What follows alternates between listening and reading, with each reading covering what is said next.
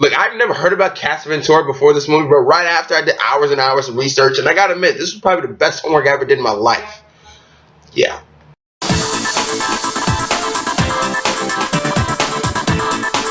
Alright, so let's talk about The Perfect Match, right? I don't really need to go into the plot too much because if you're clicking on this, you kind of already know the thing. So let's get to some good, some bad right here, right now, right? Off the bat, this thing is pretty cliche as you could possibly imagine, mainly because it kind of falls into the realm of just a whole bunch of these romantic comedies. Now, granted, it's not the movie's fault completely. It's just very hard to kind of branch out and do some new ideas in a romantic comedy because they've been done since like the beginning of time. Now, overall, this is actually a pretty decent movie, but the thing that kind of gets this thing going, particularly, is not necessarily a script or really anything direction-wise. It's mainly because of the cast, right? I'm a big fan of most of these people in the cast. Don Faison, Paul Patton. I like Terrence J. Montana's in here. He does pretty decent. Or even Brandy, everybody in here I'm a pretty big fan of, and it's nice to kind of see them get some spotlight and time. The problem is, though, we kind of see all these actors already kind of working together before, to the point where it just seemed like we're recycling the same cast. Like Hollywood doesn't know that there's a big branched out world of black actors out there. You don't have to constantly keep them picking from the Think Like a Man crew.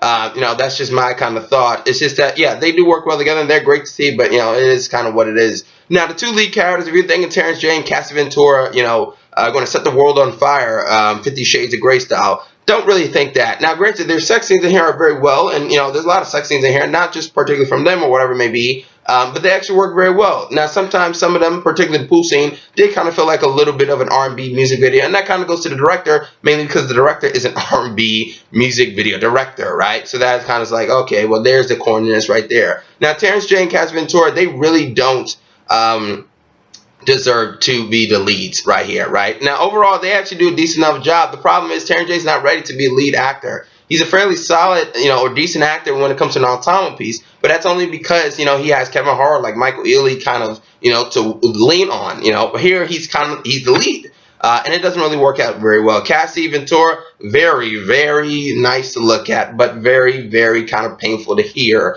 overall, in this movie at least. Her acting is just not very good. But overall, look, you can see this for the cast, but, if you are kind of annoyed at these kind of like same black type movies or same type romantic comedies with typical cliches, then maybe you don't want to really see this. But then again, this is better, for a black film, I guess you could call it, than anything like, Madea's Halloween, which is coming out this year. I'm not joking. It's Madea Halloween. But yeah, go ahead and see this movie. It's actually not that bad, and you might get some enjoyment of it, particularly from the cast. I did like Terrence J and Paul Patton's, brother-sister relationship. Quite frankly, I think they have better chemistry than him and Cassie. But that was just me. It's a pretty solid film. If you like the movies like, Brothers or, How to Be a Player, you may enjoy this. It's not as good as those, but overall, it's a pretty decent film watch.